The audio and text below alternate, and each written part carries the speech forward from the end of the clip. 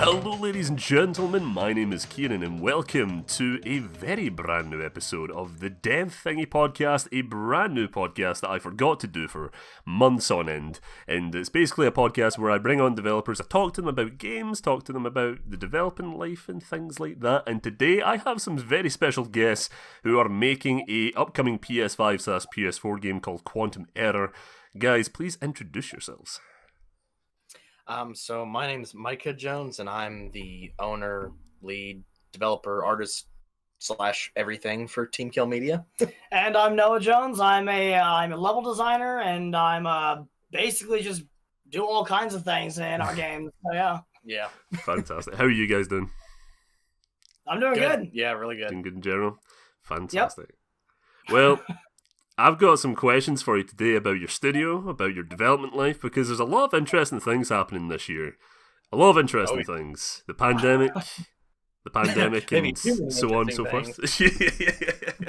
And so I cannot wait to dive into today's show. But the first thing that popped into my head when researching you guys was the conditions and how your studio started. So it was 4 brothers. You 2 are brothers, and you started a studio together. Yep. In my mind, that was like, holy fuck, they're brave. Bravery right there. Tell me a wee bit about that. How what made you come together as brothers and decide to open a studio? So I would say all of us do everything together. I mean, we all live on the same property and everything, and we all stick with each other. So we've also done family businesses and stuff in the past. The main one was photography, and our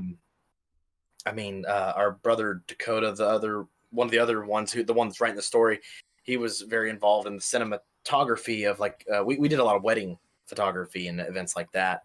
I did the photo part, he did the video part, and then the other, like Noah, he helped. Actually, I think you mainly helped carry stuff. I mainly helped carry bags. The runner of the shoot. Yeah. So the other two kind of 2 of us did the main thing, and now in this case, 2 of us are doing the main development, and Dakota's writing the story. Josiah is coming up with the monsters and stuff. But we started it all in 2016. And it was actually because Dakota came along and said, why don't we make a game? Although I think it was the concept was to do tower defense or something funny like that. Yeah, I think it was. And so far beyond from what you're doing. And I had always had, previous ideas of it would be so cool to, get into developing a game. And so when he said that, I went and I looked into it. Because I hadn't looked at the stuff in a long time. And I remember in the past, when I'm 32 now, I was 17 the first time I thought about it. And I don't think access to engines and things was very easy back then. Yeah, and that's actually funny because back a couple of years prior to us, becoming a studio, we had talked about multiple times making games. But the problem was that I think it was back in 2013, we discussed, we should get into making games. But the problem was we didn't know of any engines to get because we had always thought, all the engines cost money and we can't create our own engine. But then once he actually dug into it, we found out the Unreal Engine was actually free. And that is what allowed us to actually get into it and start actually making games. But what was because of that? Yeah, and I think, I don't remember because I wasn't as much involved. But I don't know that the Unreal Engine, I don't think you could get it back then, like the Unreal Engine 3 and stuff like that. Yeah, so those were only for big companies, I think. Yeah. Yeah, I think the Unreal Engine 4, it was, and Unity and stuff like that is just now, in the last several years, become a thing where, they're like, hey, use it, make what you want, and we'll only take a percentage once you make money and stuff like that. So yeah, so those engines becoming free is really what allowed us to even start making games. And once we realized that, it was like, okay, cool, this is a possibility. What should we do? And I think that night we started throwing around ideas like crazy. Debated so much. And actually, the funny thing was, as cliche as it sounds, we knew that pursuing something in the survival horror realm would have been probably one of the easier routes to go. And the idea for Kings of Lorn, which was the first thing we did, was to be a defenseless horror game where you're down in an underground tunnel. And that was the initial concept. And that led to, well, what it ended up being, and led to us now making games. Fantastic. That sounds really, really fascinating how you went to survival horror. Do you guys have a history of survival horror games? Did you grow up with like Resident Evil and things like that? Or? The first Resident Evil game that we got into was 4. And when we got 4, we absolutely loved that game. And then we got 5, that game was also great. But then also after that, I then got into playing Dead Space, which I absolutely love Dead Space. Yeah. But then also games like Doom 3 as well. So that's really where my horror game history is. Mm-hmm. I actually, I don't play many horror games other than maybe the Resident Evil series. But I think most of my love comes from games that, like, they're not exactly creepy, but they have stuff in them that's creepy. Like Doom 3 is, I don't know, not really creepy game, but it's got a lot of creepy stuff in it. And like Metal Gear Solid series, even though that's quite different, it's got stuff in it that's interesting. But I'm actually not as involved in the horror aspect, but like my art style and everything I do is in that direction. So that's kind of funny. Yeah. It's quite interesting. Just looking at this game in general, Kings of Lorn, because you went into the survival horror genre where it kind of needed something fresh. And when I'm saying in like the indie scene, because a lot of game developers were making like fixed camera angles, mansions, a ghosty lady or something like that. You know, it's always these key ingredients. So it was kind of that's what kind of drove me to your game in the first place, was the fact that it was something that wasn't a ghost woman pursuing me in a modern house. I was like, oh, this is fantastic. Medieval, fantastic. I love this stuff. Yeah, it was more about doing, I don't know, something that's like that medieval dark fantasy, and that the creepy stuff is actually the king and his people and everything that's coming after you, not the typical, ghost or jump scare type stuff. Yeah, and plus a game like that really hasn't been around for a long time. Yeah. So when it comes to the enemies in Kings of Lorn as well, you mentioned the lore aspect of it. What inspired the lore aspect of it? What inspired like the background of that game in general instead of the game mechanics? Let me think here. So I know that the initial concept led to the idea that you were going to be playing as a character who was like dropped, abandoned, kind of the cliche of a lot of them. But that then turned into progressing into the idea that, okay, why was the character like left behind and dropped? And then that became, okay, he's, from a kingdom, the king wanted to get rid of him. And then that kind of turned into, okay, no, he is the king, and he came back to his kingdom, and somebody's taken over that betrayed him. And I guess it kind of progressively, I can't speak English today, became more and more about it being a story of a character who had a kingdom that his people were dying and suffering. He wanted to stop it. Someone who he looked up to and wasn't kind of in a high role, the Goldbrand, the villain of the story, promises something, so he goes off to do it. And then when he comes back, it was all a lie and was actually for a much more evil purpose.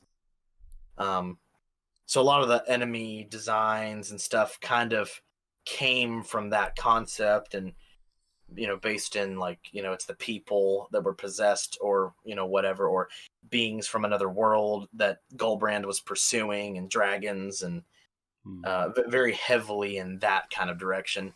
Yeah. It reminds me a lot of like a dark and twisted King Arthur sort of approach there. Oh, yeah. That would do it. Yeah.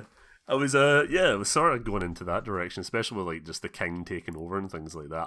I'll be completely honest, I haven't finished the game, because I restarted it twice recently. And I started playing it on the PS4, and I was like, fantastic, get to play it. And then recently when I got my gaming PC, I was like, may as well just install it on the gaming PC and start playing it there. So I've played like the first like 2 hours of the game, like I think now 3 times, because I keep restarting it, and I'm like, oh, I need to get into this game and I need to play it. God damn. And it's funny because the beginning of that game is a pain in the butt. Yeah. It is. That game hits you hard, and then it gets easier as you go. Mm-hmm. Yeah, especially when you start like mastering like the dodges and how to take down enemies and things like that. Yeah. It reminds me very much of like a Dark Souls sort of thing when it comes to like the learning.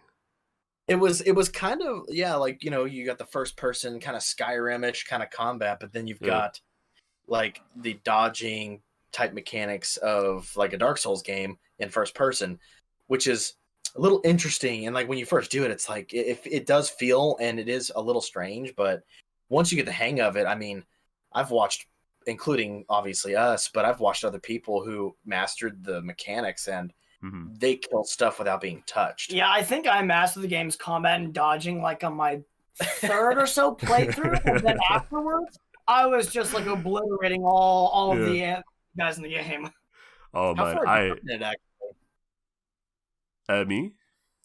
Yeah. Yeah, the last part I remember was defeating a dragon. It was like this town square sort of thing. You go upstairs and there was a building to the right, there was gates, and I fought the dragon there.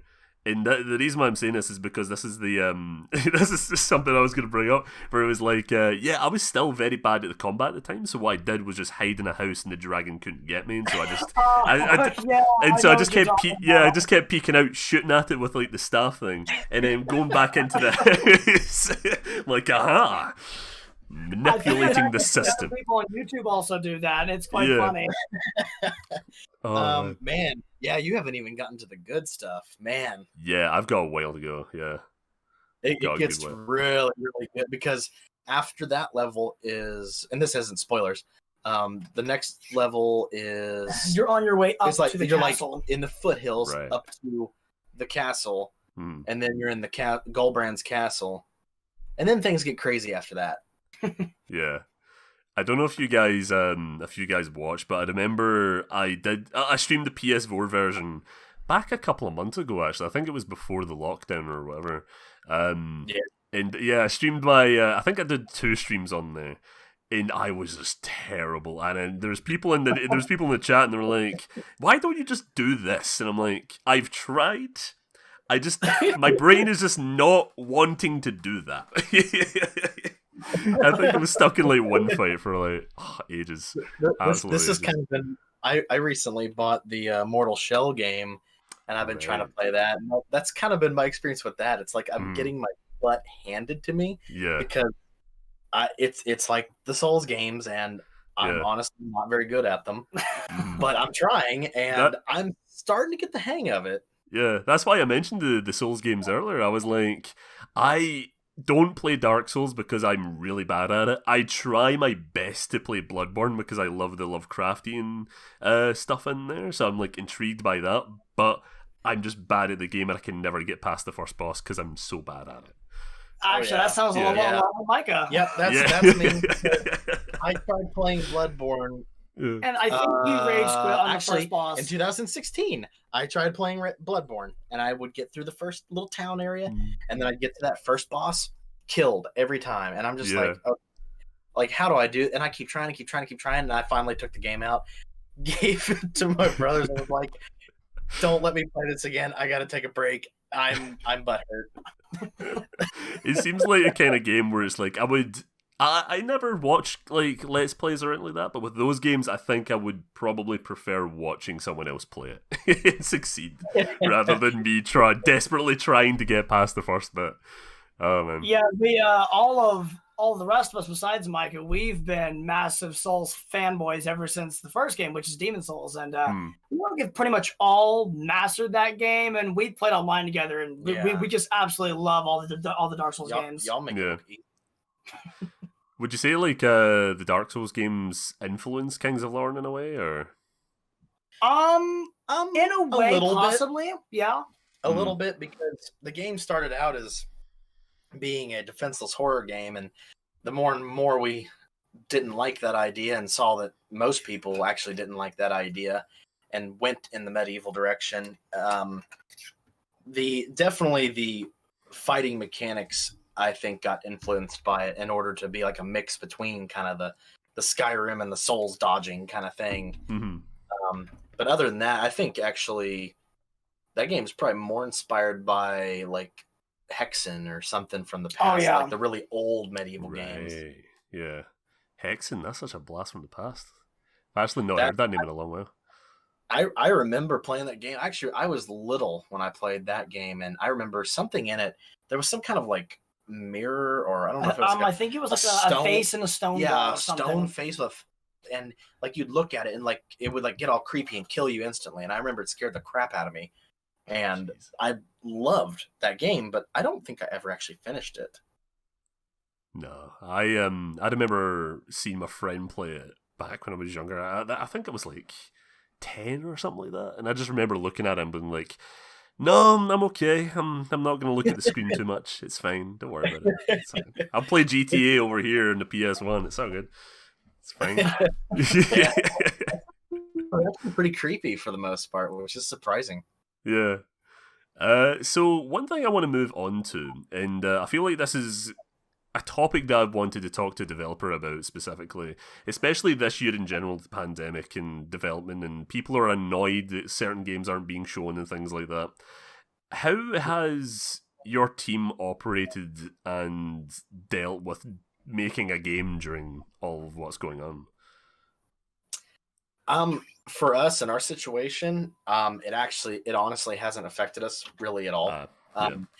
It's affected certain things more so out in public, I guess I would say, obviously. But like we live in the middle of nowhere, and we all live same property and work with each other and everything. So, and I mean, I guess you could say there was a time in the very beginning of all this where it was like, okay, crap, if somebody's sick, we need to be careful and all that. But as it's progressed, and now that, more information continues to show that it's not that big. Well, it's not as big of a deal as everybody thought it was. I don't know. We definitely haven't been affected the way everybody else has been, because I know, I think the id Software guys, I saw something about how they were having a hard time because they make sense, because like they've got they got lots of employees, a big building with a bunch of employees, hundreds, so you can't be operating and doing that if somebody then comes in and gets everybody sick. At one time I still had a full-time job, and that pretty much doesn't exist anymore, thanks to actually Kings of Lorn to keep me here working full-time on Quantum Error. But they got a little bit I actually have really bad asthma, so I can't wear a mask. Yeah. So the place that I was working for, they let's just say they weren't very nice about that, and I don't work for them anymore. Yeah. Jesus. Yeah, I've seen a few troubling stories like that where people are like furloughed and things like that because of their breathing or their health issues. Actually, one of my friends recently, she got fired from her job because, well, not fired, but like politely fired, as in let go with intention of a certain thing. Probably won't bring on the podcast in case I get in trouble, but I understand that.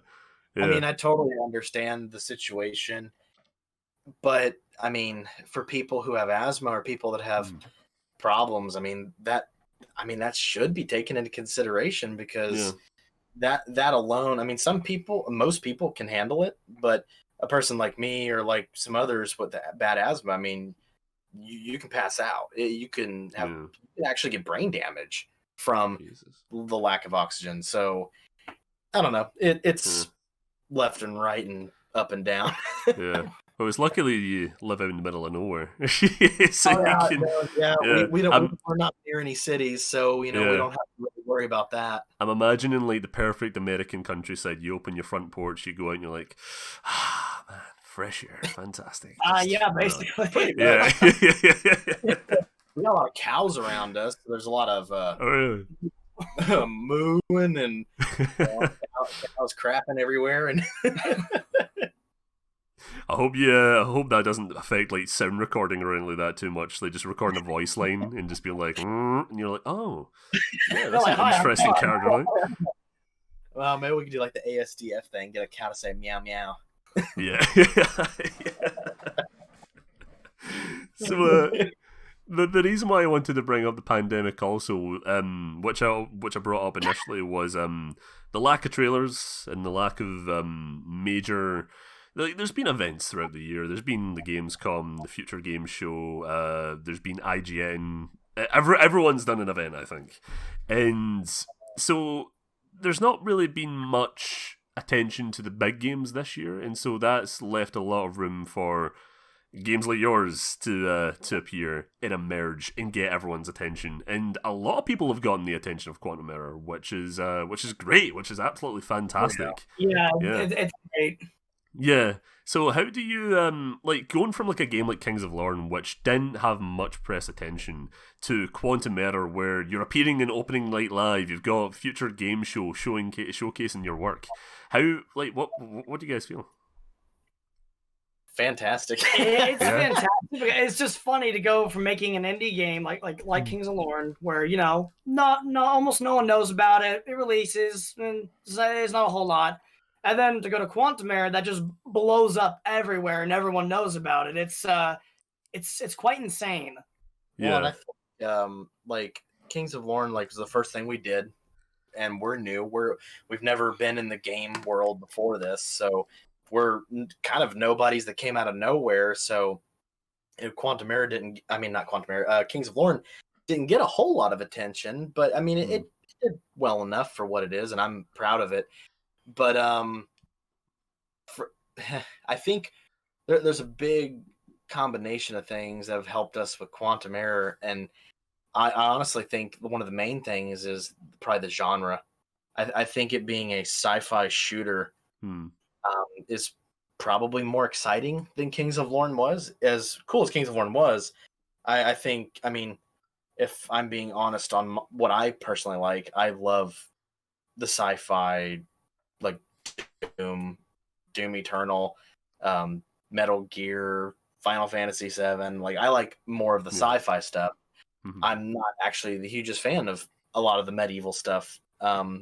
So I think maybe that is kind of mirrored with people as well, is that not to mention, I mean, there hasn't been something like Doom 3 or Dead Space now in a long time. So, I mean, even I think, what is it? What's that game, that other space game? You're being Shepard. Oh, no, Mass Effect. Yeah, I mean, Mass Effect is kind of now on hold for who knows when. So, I don't know. I guess everybody's excited for something that's sci-fi. I mean, not to mention, I mean, what we're doing and putting together, I mean, we think it looks awesome, and everybody else must think it looks awesome. And if it didn't look awesome, it wouldn't get all this attention. So, would you say because of like the upcoming consoles and things like that, and there's games like announced for them, but there's not a lot of announcements for them. Would you say that you guys coming out is like one of the prime, like, advertised PS5 titles that definitely affected the boost of attention to this game? Oh yeah. I think the next generation of consoles is definitely helping it quite a bit, because people want to see, like, what's gonna do like this and that, and take advantage of the new technology, and and especially like the ray tracing, which I'm so excited about. And I think the timing of it is really good, and to be coming out or to be developing to be on something new just helps boost it up that much more. Yeah. Speaking of like the ray tracing, did you guys watch? Well, I assume you must have watched the Unreal Engine 5 demonstration that was a few months ago. Oh yeah, that is so, like, as we use the Unreal Engine 4 and everything, and love it to death, best engine in the world. But I thought maybe that we were going to see something for the 5th version of the engine soon. And when they showed that, oh my gosh, yeah, my excitement is ridiculous because what that version of the engine, with how they're going to render stuff, taking advantage of the new tech, it's going to allow for such insane detail that I can't wait for. I don't know actually even if Quantum Error is going to end up on that engine, at least this first Quantum Error. Oh. I think if we get the opportunity to move it over, we will. But I think we'll probably end up getting the game done before that's the case. Yeah. Because I think, when's it meant to be out? Like, late 2021? I thought I remember somebody saying that it was late 2021. Yeah, I can't remember. so according to the roadmap for the Unreal Engine 5, I think the preview comes out at the beginning of 2021, and the engine itself was ready by the end. And our plan for Quantum Error is to try to get the game finished by late 2021. So the timing, if we succeed in our goal, it won't be on the Unreal Engine 5. It'll be the 4th version. Oh, that's good. Yeah, I don't know why I said that. I was like, oh, okay. Yeah, all right. When we do the sequel or whatever our next game is, that's definitely going to be Unreal Engine 5. Yeah. It was fantastic. You're going to have a lot of triangles to work with, man. A lot of triangles. Yeah. I cannot. What I saw that they were showcasing, I think it is called the nanite technology in Unreal Engine 5. This the same thing, you could have just billions of triangles. Yeah. I'm like, oh my gosh, that's amazing. Yeah, because when you make meshes and characters and things and engines, you have to make them as low poly as you can get them for what you want to do, and then you have your high poly version that's millions of polygons, and you use that to bake the textures that then gives you the appearance of the realistic looking stuff that you've made. But with that new engine, you don't have to do that. You can just put you just make models, throw them in, they work. I mean, the amount of it just works. Yeah, it just I cannot wait. Yeah, Unreal Engine 5 is going to be absolutely amazing. Fantastic. Well, I'm actually glad I asked that because I remember when it was first unveiled, a lot of consumer people didn't really get it. They were like, "Yeah, okay, fair enough." But I wanted to get the developer side of it and see how excited they were, because it is an exciting announcement for a lot of people, for a lot of developers as well. A lot of the reason a lot of people probably don't see the difference is because that's such fine detail. Most people just see it as, okay, cool, it's prettier, it's more detailed, this looks awesome.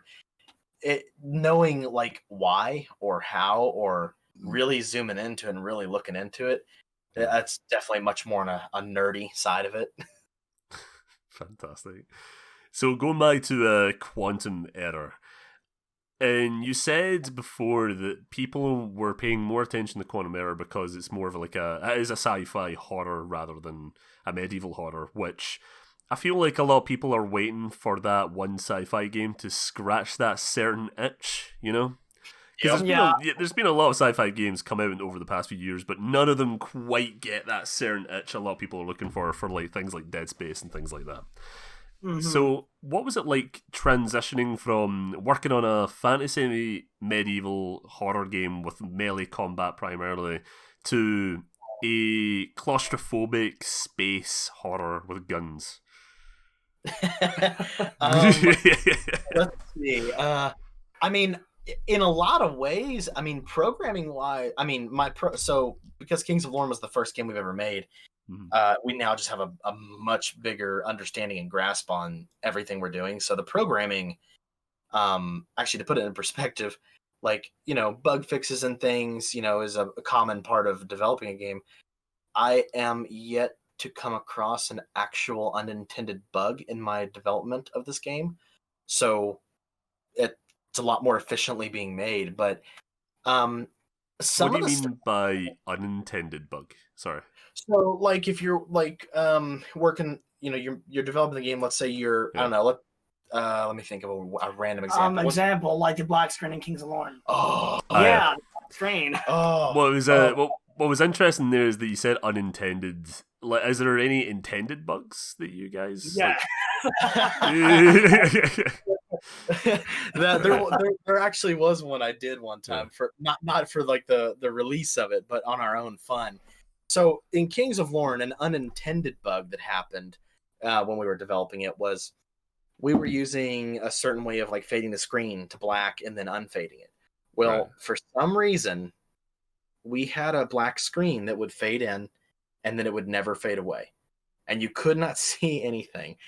And it took 2 days to figure out what was causing it. Yeah, and we sat there for like 4 hours staring at the screen, wondering why it wasn't going away. We were so frustrated, and it made no sense. And I think when we ended up finally figuring out what it was, and I mean, this is when we were really close to being done with the game.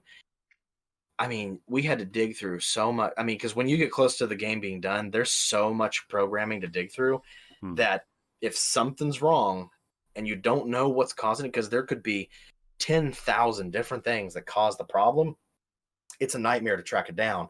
So like actually, to joke about an intended bug, there was one time we were testing the punching in Kings of Lorn, and I like ramped up the force way beyond what it should be, and we punched an enemy clear across the map. So you're like one punch man an enemy. It was one punch man. It was so funny. But with Quantum Error, through all the development so far, we have never hit an unintended bug. And if there's ever been anything that like didn't work right, like we go by the mentality that you're developing it, and if you come across a problem, fix it before you do anything else. Nothing else is done until that problem is fixed.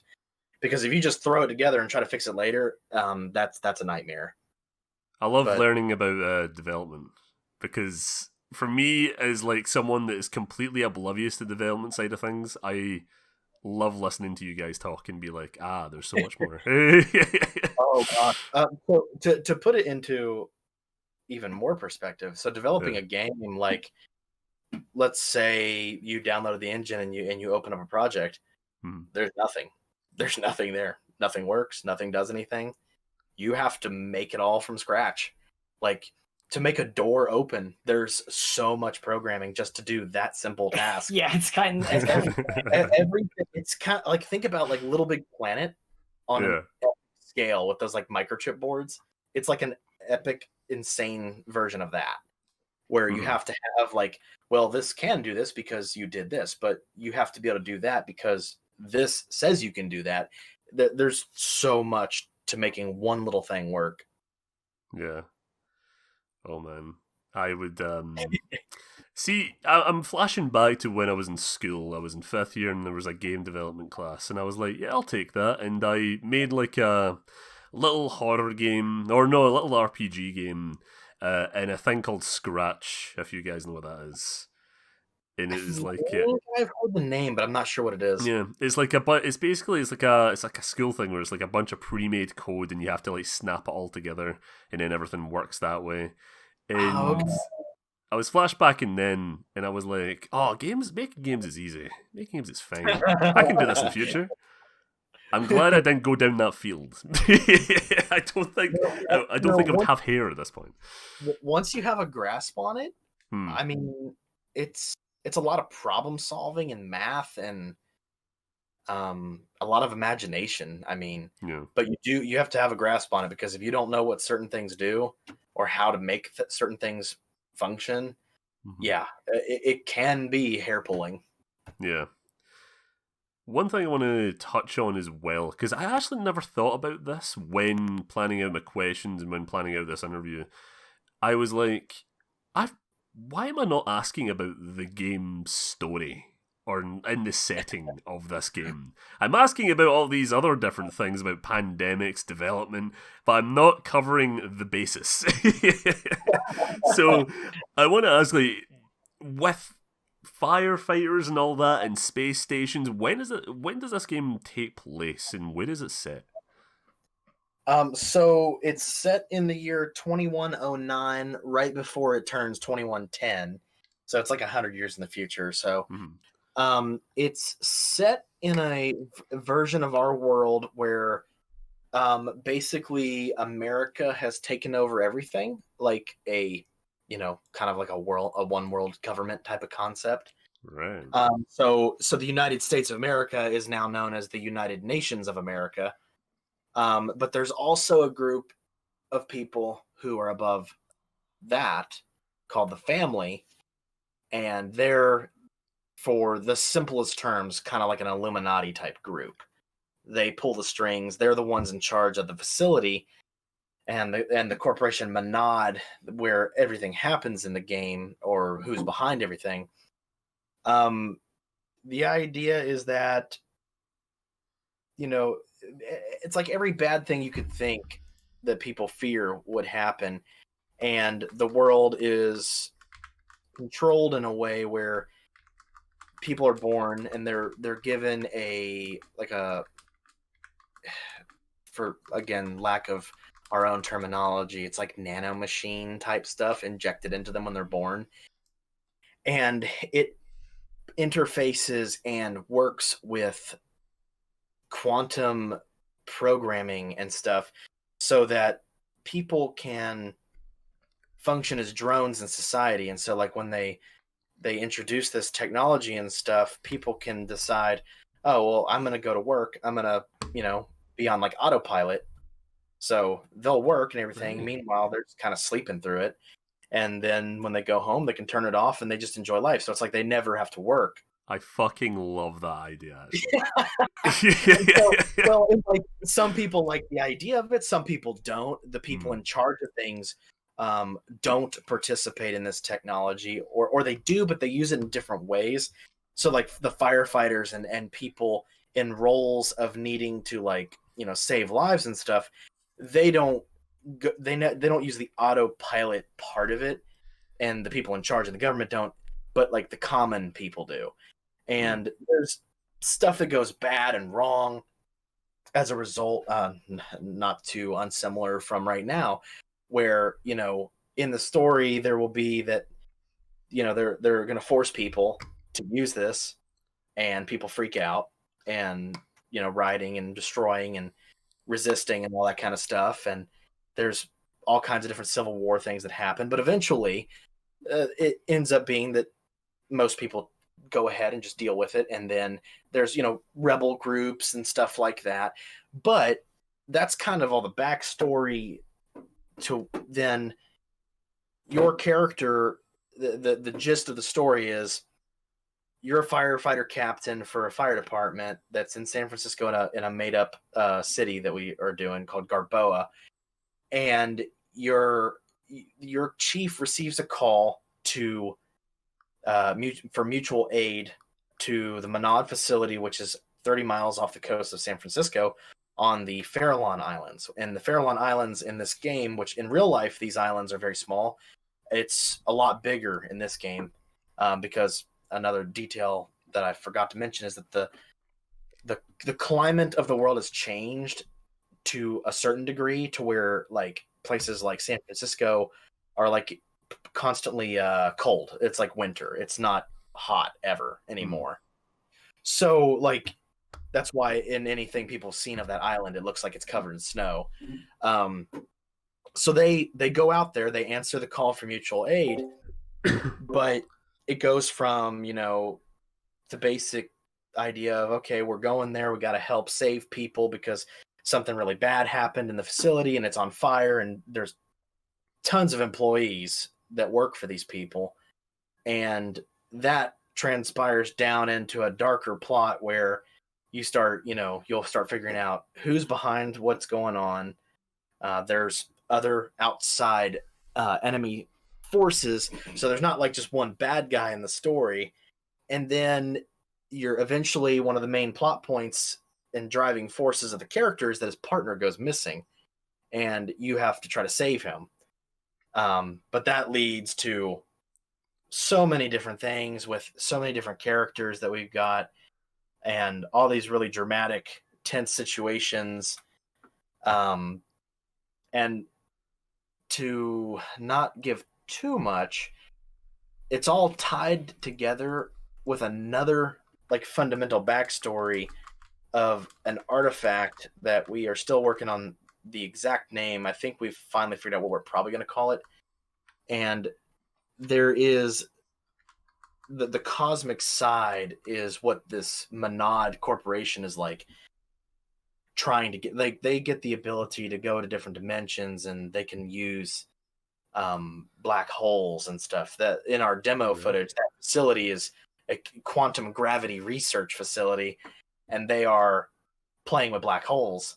And in our teaser, when the narrator says that we can use them to travel the stars, that's what he's mentioning.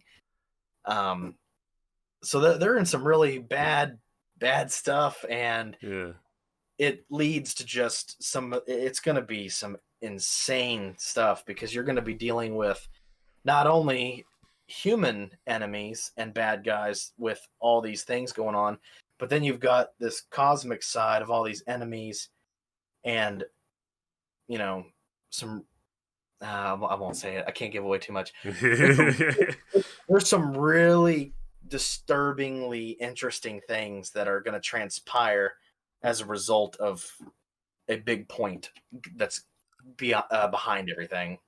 Am I to expect like a black hole to open up and like Cthulhu just emerges?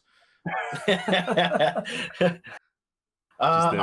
tentacles. Just like, we're not going full Cthulhu, because I think like the squid monster thing is maybe a little overdone. Yeah. Let's just say it's interesting. It's pretty interesting. One of the main enemy bosses that are going to be in the game. It's I'll wait till we show a glimpse of it, because when we finally do like a full actual story trailer with like voice actors and cinematics, there's going to be a glimpse of something, and it's going to be really, really cool. Interesting. You've got my attention, because the key word there was or key phrase was not full Cthulhu. So there is some things like that. There's some inspiration from it, definitely. Some cosmic horror sort of stuff. I can imagine. Our brother Dakota, who's writing the story and the main plot and everything, he's heavily inspired by like the H.P. Lovecraft type stuff. Yeah. But then like the influence of all the rest of us, that ends up like turning it into something unique of its own. Yeah. And that's what I was just about to say there. This just listening to the story's description, it sounds like more the more original horror ideas that I've heard in when it comes to gaming in a few years, to be honest. Because I was sitting there, I was like, I'm actually really intrigued by just the world in general now. Yeah, well, and I think that's because we're not really writing it and plotting it as a horror game. It's more in the way, this is the way I've always said it to my family. It's more like, here's the state of things, here's the characters, here's the world, here's the people and the bad people and their intentions, and here's what happens as a result, and here's the stuff that they have to deal with as a result. So you get a story and everything that's based on a good character set and all this cool stuff, and then you throw it into the craziness. Yeah. And yeah, it's really cool. That's very clever. It's leagues and miles beyond the story we were able to tell in Kings of Lorn. Yeah, definitely. One of the notes I quickly noted down at the start when you were speaking there was United Nations of America. I find that very interesting, because usually people try to spin of like United Nations of Russia or China. Why did you go for home turf in terms of like United everything? I mean, the obvious thing would be, okay, we're obviously Americans and live in America. But honestly, though, I would say I actually think it's been burned out using everybody else as the bad guys. Almost every Call of Duty or military movie or anything, it's like the bad guys are always like, Russian, or they're from some other country, or Chinese or something, and it's like, okay, cool, I get it. Like, there was bad guys from those countries, but it's I don't know, that's kind of what's expected. But I liked the idea that, because I guess it's based on those whole conspiracies of the whole one world government. And I always thought, I was like, well, you know what? What if it was, I don't know, what if it was America that took everybody over? What if it was, so like in this world, like, you know, every country still exists, but they don't exist outside of the umbrella of America. So everyone is America. So, you know, China would be like, I don't know, do they have like a saying like the United something or people of China or Oh Kingdom of China? yeah, he's So they'd be like like People's Republic of China, I think. like China of America, or Republic China of America. Like, so it would be like, you know, everybody is under America's rule, and it's, you know, done in a way where, like, as you know, typical political people would probably do it, is that, oh yeah, this is, you know, for the best. This is the way things should be, because, you know, we can keep things good and in control and things like that. So it's kind of cool to use. And I wouldn't say that like United Nations of America in the game is bad, but I don't know that they're good. I don't know. It's kind of like politics. There's not really a good or bad. It's kind of just everyone's in the gray zone, man. Yeah, everybody's kind of just Yeah, I completely agree with you with everything else being overdone. Actually, I even put out like a tweet. What was it, the other week there before the Call of Duty reveal? I was like, can we get a game when the Russians aren't the main enemies, or they aren't the main like fucking masterminds behind everything? So I'm glad they were like, oh, United Nations of America. Here we go. I've designed the flag for the United Nations of America. It's pretty cool looking. It's let's say if you took the American flag and the UN flag and kind of made something from that, it looks similar. Mm-hmm. I was even thinking of the name there when we were talking about the China name, where it's like United People's Republic of China of America. Like, here, just add of America to everything. Yeah, no, I like doing it different, because I'd rather be unique than do the same thing everybody else has done. Yeah, totally, 100%. Going back to talking about enemies and things like that, one thing I did want to bring up was, I feel like horror games, when it comes to enemies, they get a bit repetitive. It's really quickly as well when it comes to specifically horror, and they feel less than a threat after the first couple of hours. In Quantum Error,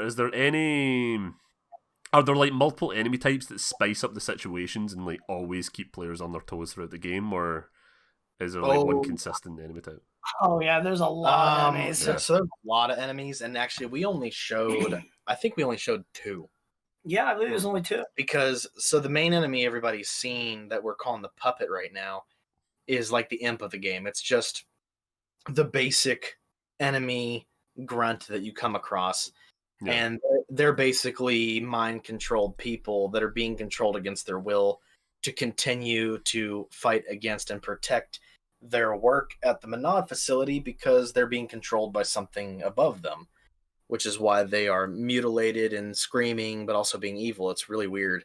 But the big enemy at the end of the video people have seen is called a Voider, and he is so the enemies get progressively more alien. So like that Voider is like a transitioning point where it's like it's kind of human, but it's becoming a lot more alien, and it's actually a blind enemy, and he can rip open portals. So like in the gameplay, it's hard to tell, but he punches into the ground and he spawns a portal that his fist goes through, and you can hear the sound around you as you're playing, and so you have like a split second to try to dodge his attack before it teleports in front of you and punches you.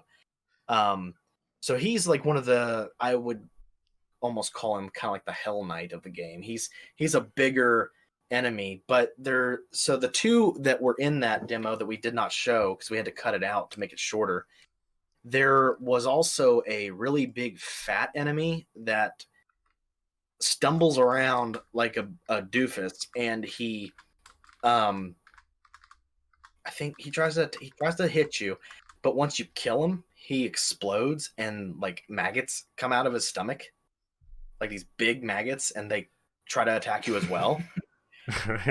And there was also an enemy that was,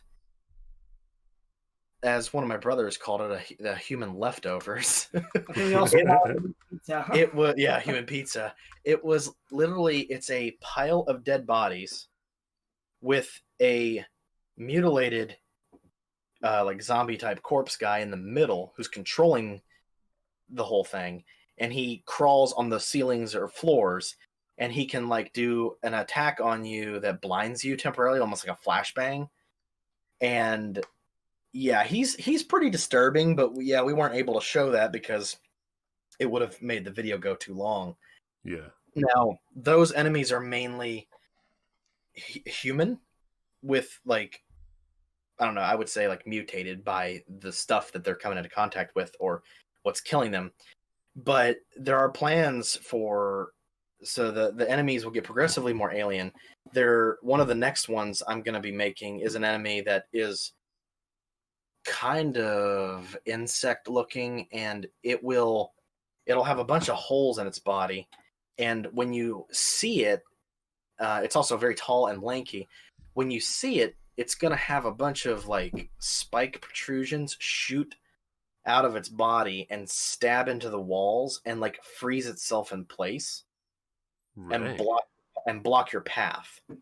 And every time you look away from it, it'll be coming for you. When you look at it, it'll freeze. So it's kind of a concept that's been done before, but a little bit different. It's like a blend between an aggressive hedgehog and the angels from the Doctor Who episode, I think. Yeah. I'm thinking of here. If you guys know what that is. Yeah.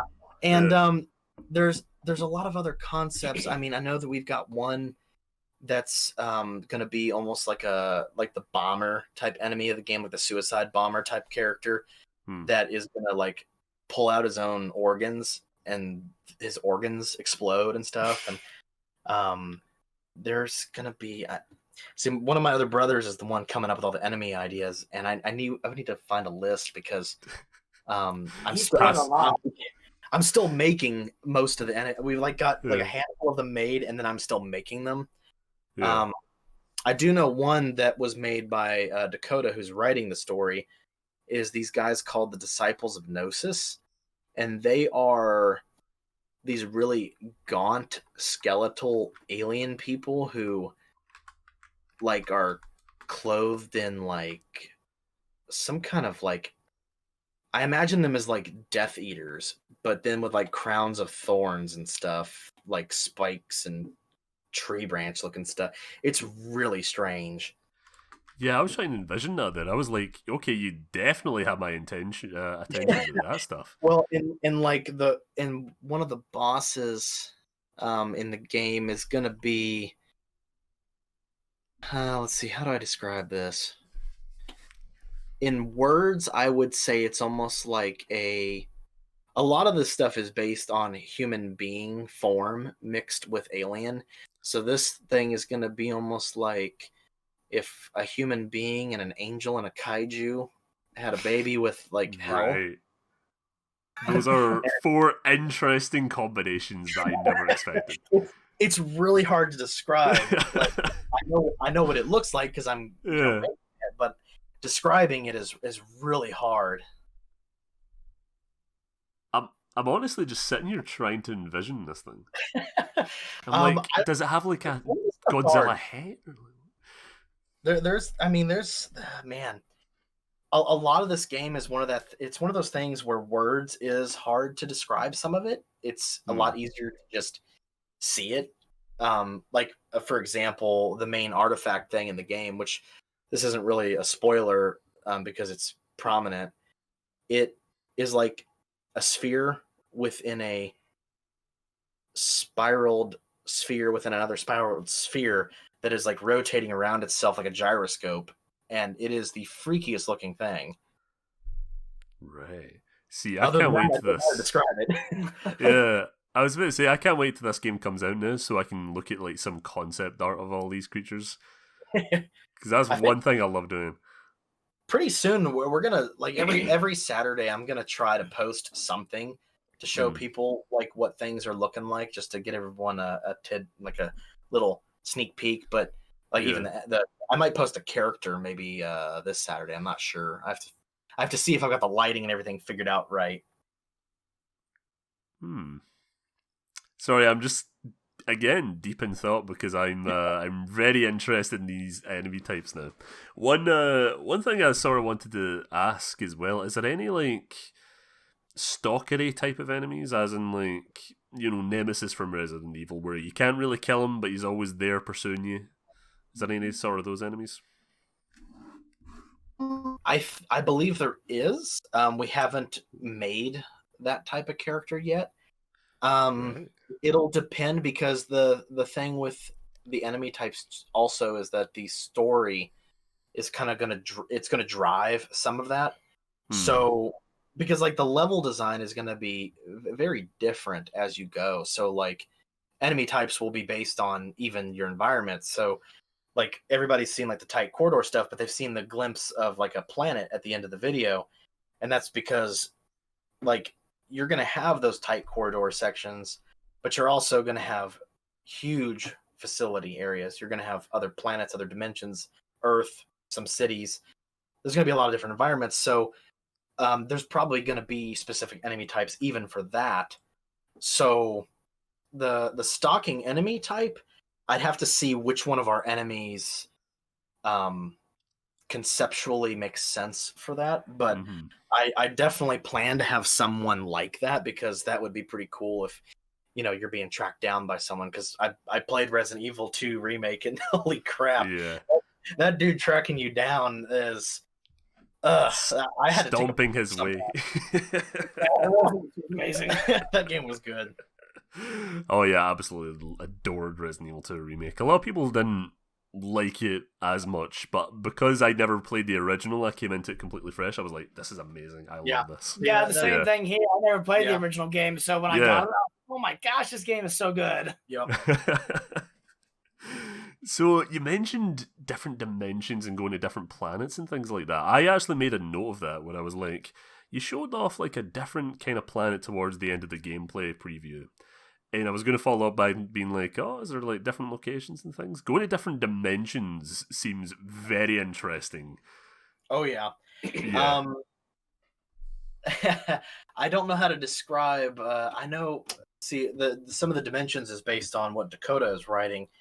And there's going to be some really strange stuff that kind of, I think, visually people would think is kind of influenced by things like Control, or like I think I've seen some artwork from like Destiny or something that looked kind of like it, but places where, you know, skies are not normal and landscape is not normal, and just nothing's normal. Things are strange, out of place, not, you know, everything's nothing dangerous. like abides to the law of science or whatever. Yeah. Freaky stuff. And like that little planet that was like teased at the end, that was Jupiter. And that's our first kind of little, we've built like part of it, and so that's kind of what we were showing off. But Jupiter, like I'm gonna be designing supposedly, and obviously humanity's never gone to these planets, but Jupiter's supposed to have like these towering spiraling clouds, and it's gonna look insane. That's what I was just about to ask. Like, Jupiter is known for his like extremely violent storms or anything like that. So I was wondering if that would play an effect on the gameplay. It's gonna look complete when we finally get it like done. It's gonna look crazy. It's gonna look great. Oh, fantastic! Yeah, like I was not expecting Jupiter to be said as that planet. I was guessing like, oh, it's gonna be like Mars or something. You know, it's like it's always Mars or Venus or something like that. Jupiter, that has me much more interested. And we haven't finalized exactly which planets are gonna be in the final game, because we can, I mean, build pretty much anything we want. But I would like to go probably the more unique route with some of it. It'll be, again, based on like where the story takes it. But Jupiter was one of the obvious ones, because the beginning of the game that I've already started to construct like the basis of the cinematic, it is there's a space station. Actually, it was in the teaser. The space station that's floating, orbiting Jupiter, technically orbiting a moon at Jupiter, is kind of where the game will start. And there's. I don't know though. Actually, I think we are going to do Mars technically. I think. Yeah, I think a portion. Yes, a portion will take place on Mars. We are going to. We are going to. I'm giggling because we plan on something pretty great. There's going to be an Easter egg with Mars. It's a Doom thing, isn't it? Actually, no. Oh, really? All right. Okay. Yep, it is. Something secret we can't talk about. Something secret. Right. I think people will know what we're doing when we do it. Interesting. Okay. Like my first thought that came to my head was like, yeah, they're gonna have a Doom thing. Like in Visage, the horror game that came out. It's like, oh, there's like you open a door and it's Silent Hill 4 the room. It's gonna be like, oh, you go to this place. It's like Doom Slayer's chamber in like a room or something like that. I was expecting that's what came to my head. I'd like to do Neptune also. I think Neptune would be a really cool planet. Yeah. Just the blue atmosphere, that would look amazing. Like, no one's really explored these planets as well in gaming anyway, so it's like, it'd be... No, that's one of the reasons, actually, I pushed for it to be heavily based on Jupiter is because the biggest planet around us, and it just looks dope. So... it looks dope. Have you seen this guy? Near Jupiter. Well, and like one of the concepts is like this corporation Monad or whatever, once they acquire the ability to control black holes and jump across time and space and all this kind of stuff, they are going to be harvesting stuff from all these different worlds. So, and yeah, in real life, it's completely unrealistic, but this is a video game fantasy, so who cares? Yeah. I mean, if these assholes are making like black holes and shit like that, like it's realistic for them to be on Jupiter harvesting stuff. Like that makes sense. Exactly. They found a way to, make you be able to go there. So is that going to be in like the FAQs? Like, why? How are these people doing this? Is like they found a way.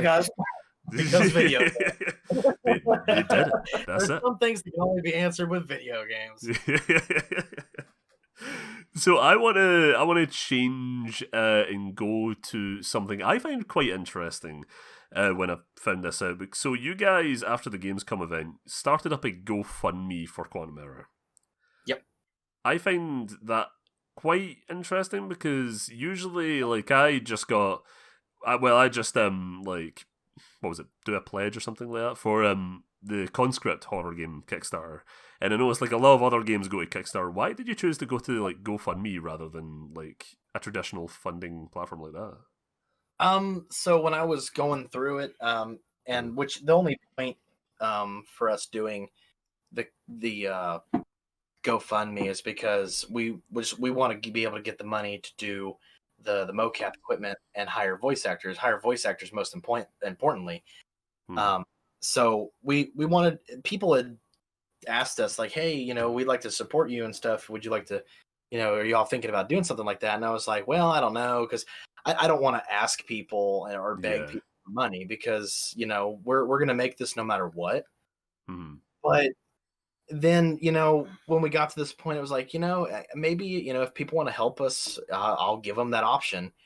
And so we put that together. I did look at Kickstarter, but the thing I guess I didn't like about doing Kickstarter, there was a time issue with it, but there was also the fact that you have to put a certain goal on it, and then you have to get to that goal, or it's just all gone. Nothing happens. Right. Yeah. So, like, I liked that GoFundMe would let us put the goal, but it would also let people just, donate it, and it can still go towards it without meeting the goal.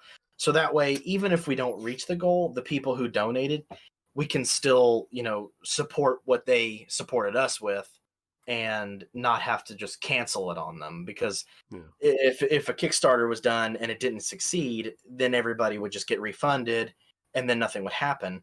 Whereas with the GoFundMe, like we've had already, I think two people specifically donated for the $500 to be made into an NPC. So no matter what now, those people, we're going to, we'll get like a profile photo and side photo of them, and we will put them in the game, and that's going to happen no matter what now because they decided to be awesome and help us out. So we'll be awesome, and we'll put them in the game, and they can get a thrill of seeing a character made in their likeness as well as having their name on them, and it's just cool. The fact that people are even helping us is wonderful, and like we're insanely appreciative to all of them, and anybody who supports us in any way is awesome. So it doesn't matter if people donate to that or not. We're happy for everybody. Mm-hmm. That sounds fantastic, especially like immortalizing someone inside a video game. I find that like amazing. I love when I see like Death Stranding, like Jeff Keighley has been like his face scanned into the game. Actually, I was like, yeah, that's awesome. I'm playing Death Stranding right now, and I just came across the CEO, or I guess he used to be the CEO of Guerrilla Games. Oh yeah, I just came across him. I was like, hey, that's he's in there as well. I remember seeing him. Hey, it's super funny because at first he's kind of a jerk in the game. He's like, right. I'm not being a part of that, and blah blah blah. And then you go do something for him, and he's like, okay, cool, let's do this. And it's like, that's so funny. That's crazy. Somebody asked me the other day about how we were going to do the people being in the game, and I think the idea is that you're going to be able to also save people in the game. That's going to be one of the mechanics. So you have to like locate people and then drag their body to safety and everything before they're like killed by smoke or fire or whatever. I may make the people who have donated who are going to be NPCs be some of those people that you save. So like, those people when they play the game, they'll be saving themselves, which is kind of a cool idea. Oh, that's cool. I want to go back to the whole saving an NPC. You say drag? Does that mean like literally drag or like hold them over? So, and so in firefighting, I mean, it's obvious in real life, but it's always based on when our dad told us about all the different mechanics and things we could do because he was a firefighter his whole career. In their agility tests and stuff, they have to drag a body that is, I think it's 190, 180 pounds. It's the weight of a person, and it's like a dummy. And that's because, like, if you're in a burning building or whatever's going on and somebody's, knocked out or hurt, sometimes you got to just grab them from behind, put your arms around them like almost like a backpack strap, and then drag them out. And you have to be strong enough to be able to do that. So that mechanic to be put in the game is not that difficult because all we have to do is, proper animations for it. And then, maybe there's areas of the game where you have to search for the person limit and then grab them and drag them. And while you're dragging them, you're going to be slowed down dramatically. So you got to make it out with them. And then, maybe as a result of, that mechanic and saving people, maybe there's, extra things you get or win, or maybe there's, different outcomes based on that. Who knows what it could lead to. Yeah. My mind was immediately when you said, save NPCs, I was like, please do not make it like Dead Rising, where I need to go and get these annoying NPCs that just won't walk with me to a certain location. Yeah. I'm just like, oh, man, I hate that so much. Yeah, this will be based on more Yeah. of the actual, like, people in distress, gotta save them.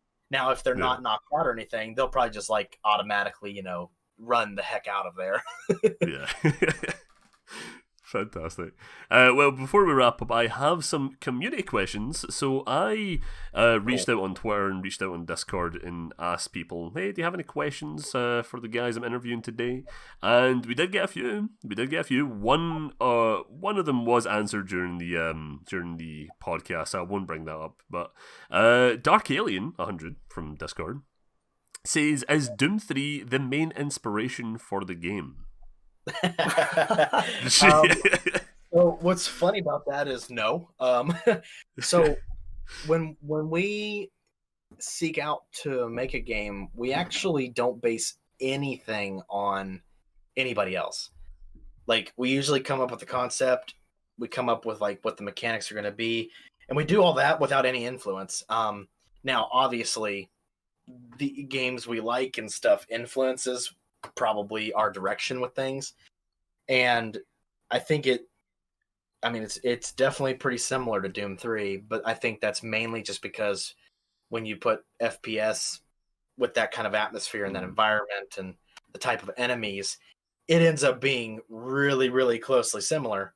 But we're also completely okay with that because we love those games. We love Doom 3. And the thing is, like, I love the two newer Doom games, Doom and Doom Eternal.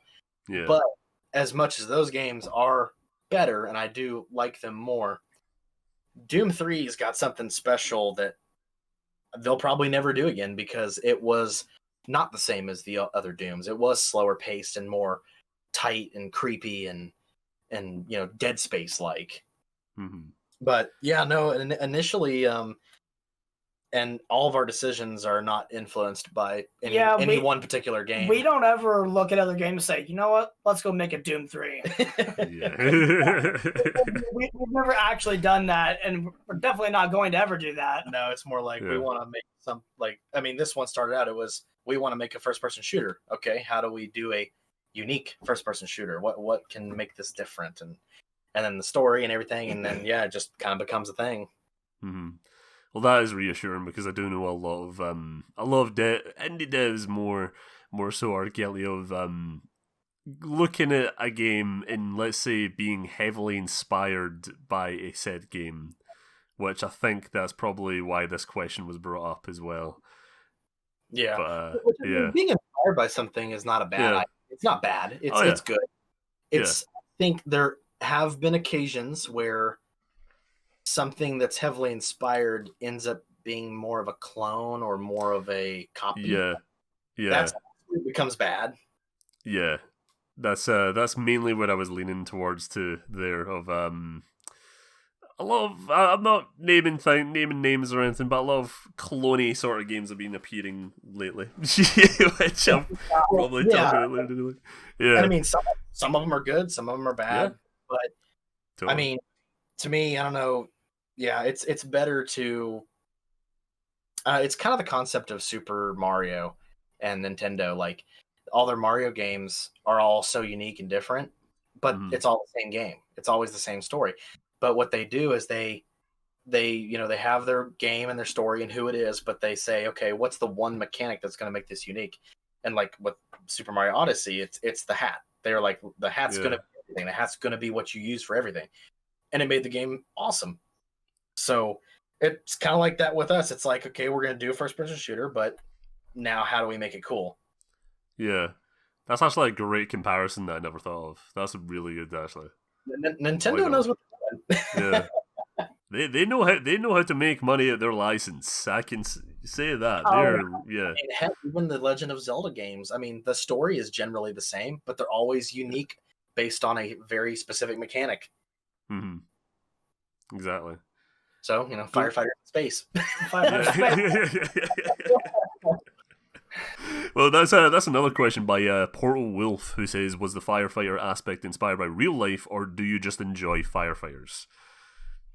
That actually probably a combination of both. That's both, because our dad's was a firefighter most of his career. He's now just a paramedic. But yeah, the idea was, we've grown up with that. Firefighters are absolutely awesome. I mean, firefighters, police, paramedics, all the people who save lives and stuff, they're amazing. But firefighters, that's not really, I don't know. Something that's not done. It's not been done, and I don't know, firefighters have not really been put in the spotlight of something like this. And I mean, what's funny is when you go into trying to make what they can do as mechanics, it works like really, really well. It's like really easy to, and some of the mechanics in our game, and we only showed off. We only showed a few, like two or three.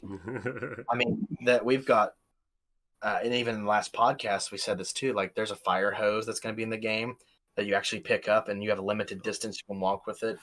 The Jaws of Life, K-12 saw that you can cut through to make a path. Doors that will backdraft if you don't vent them, and they'll explode and kill you. There's actually one I didn't mention in last podcast is there's going to be times where you have to crawl through an area because the smoke is so thick that you can't walk through it. It'll kill it. So there's going to, I mean, everything that a firefighter could do, as much as we can, make video game sense, is going to be in this. Mm-hmm. My mind was going towards like an ad campaign, whereas like you could have not announced the game initially, but announce it in a different way, as in you play as a space firefighter in space. Here we go. And then not tell anyone about the horror aspect and just make it look like you're just saving people and that is it. Nothing else. And then when they get into the game, it's like, what's quantum error? What's going on here? Oh, that'd be funny. Yeah, no, I mean, our whole concept, it seems like it's like opposite. It's like firefighter, normal guy who, is an American hero, a real life hero, blended and mixed into this crazy corporate evil conspiracy cosmic horror type stuff, and opposites go well together. Fantastic. Well, we've got another question from Port Wolf, who says, how much of the game's early planning was dropped that you wish could have been included in the game? Actually, I think there'd be one major thing, and that was probably split screen.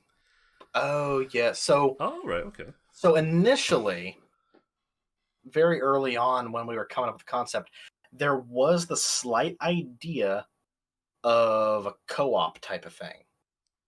And the reason behind that was because of the whole idea that, and this is what actually led to the main plot point of the game, is that a firefighter always goes in with a partner, and there's always, 2 in, 2 out kind of concept.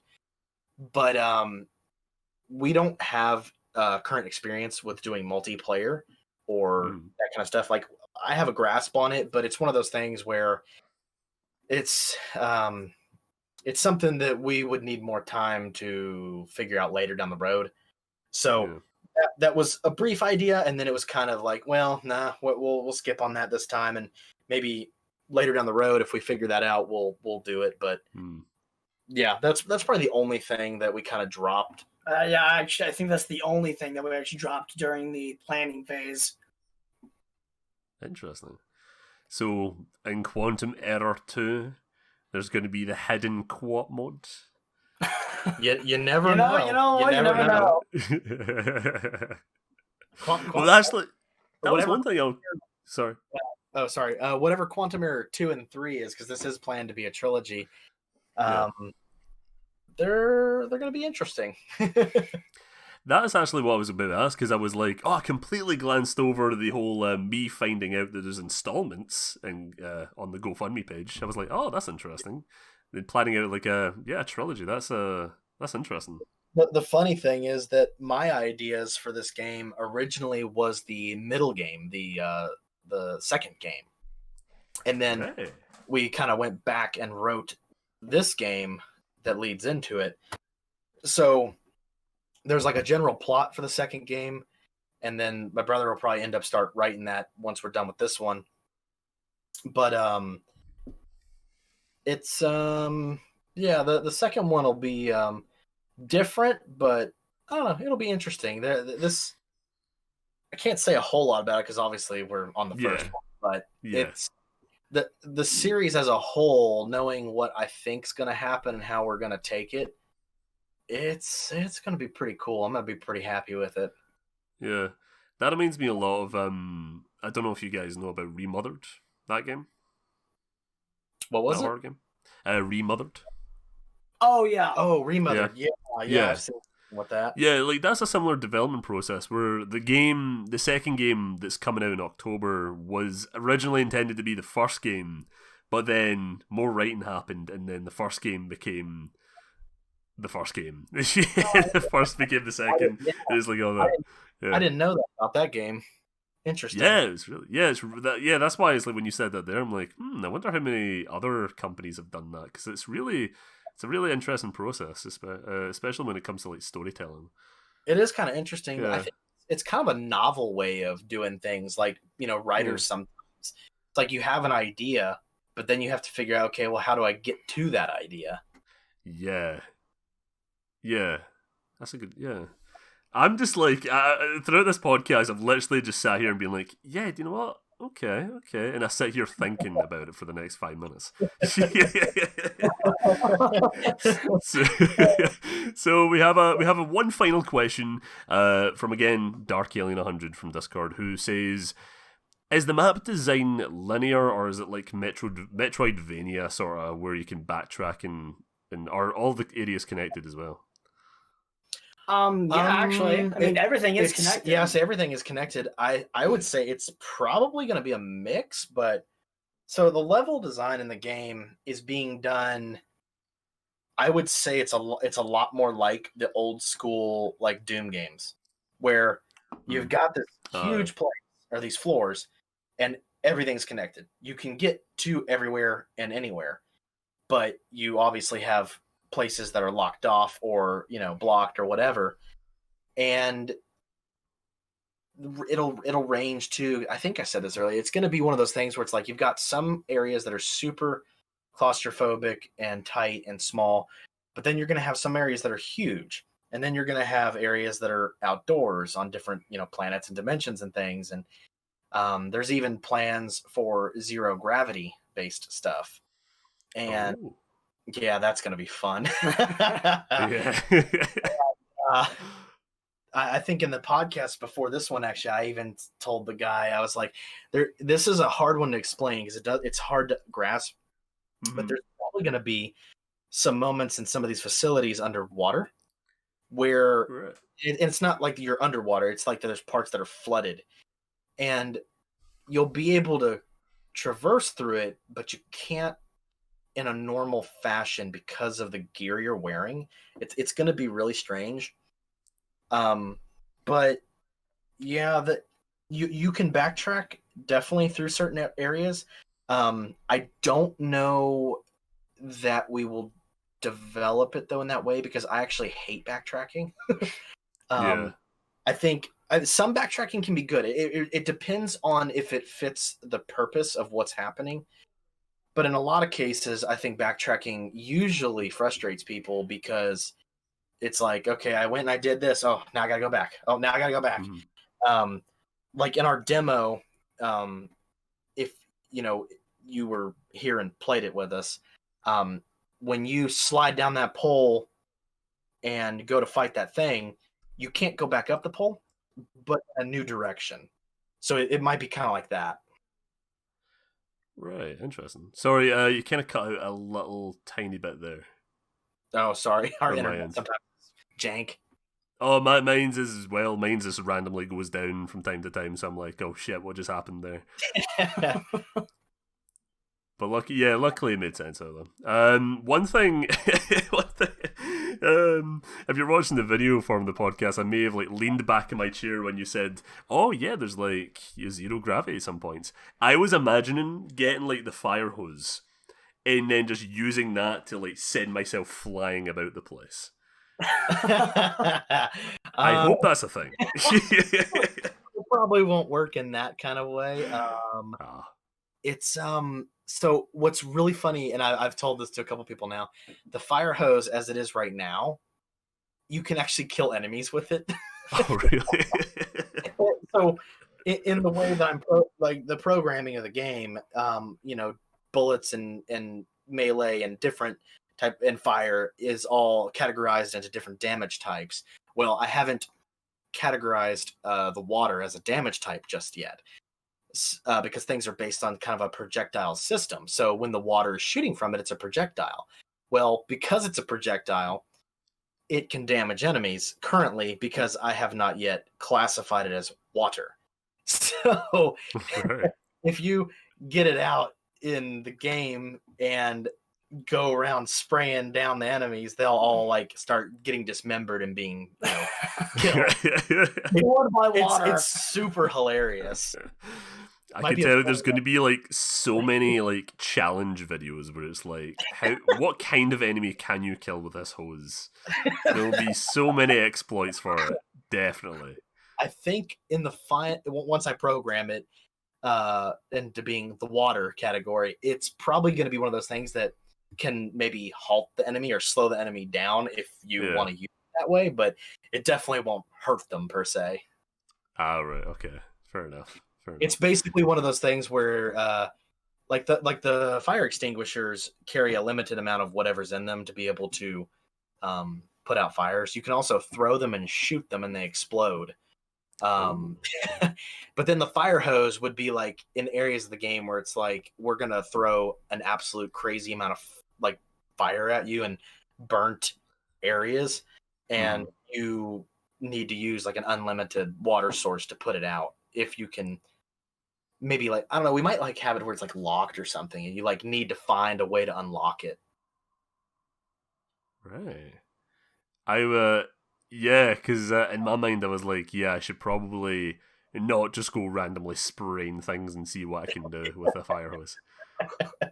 Reevaluating my actions here. We're just gonna see Let's Plays and you just run around spraying. Like, guarantee I will try anything with this fire hose. I will. That's what I usually do. Well, that's sorry. Maybe we'll make a cheat where the water hose is like the BFG. The water hose. Oh, that'd be brilliant. And have like an unlimited length as well, so you just have this massive trail going through the space stations and Jupiter and shit. The whole game just just have a cheat where it's a portable fire hose. You just take it everywhere with you. It's like some characters like trying to find where you went, and you just follow the trail through dimensions, through other planets. It's like, where the fuck is this guy going? He has the hose doom. The hose doom. Oh my gosh. Well, that's all we have time for today. I just want to quickly thank both of you guys for coming on. I do really appreciate you guys hopping on and chatting to me. Oh yeah. Yeah, I hope you guys had fun. I hope you had a good laugh while talking about the game and just talking about you in general. Because I've not actually done a podcast in like quite a few months, so I'm kind of proud by how well this went. Oh yeah, we thoroughly enjoy this stuff. We like talking about it, especially because I mean, I think here we talk about it all the time, obviously, but we're making it. Plus, we argue about it, and so talking to other people about it is a whole lot of fun. Yeah. Definitely, even I know personally as like a creative in the creative industry, like just talking about your projects is always heartwarming. It's always fun, you know. Especially when you're carried away most of the year and then you just emerge just like, do you like it? Yeah. No. Oh, right. And it's always one of those like you can make stuff. Okay, like actually, here's a funny little detail. So. I would say from everybody's reaction that everybody thinks Quantum Error, well, not thinks, Quantum Error is creepy as can be and scary, obviously. We are completely desensitized. Right. Because we are the ones making it. It is not creepy to us at all. And that was even the way King's Lorn was.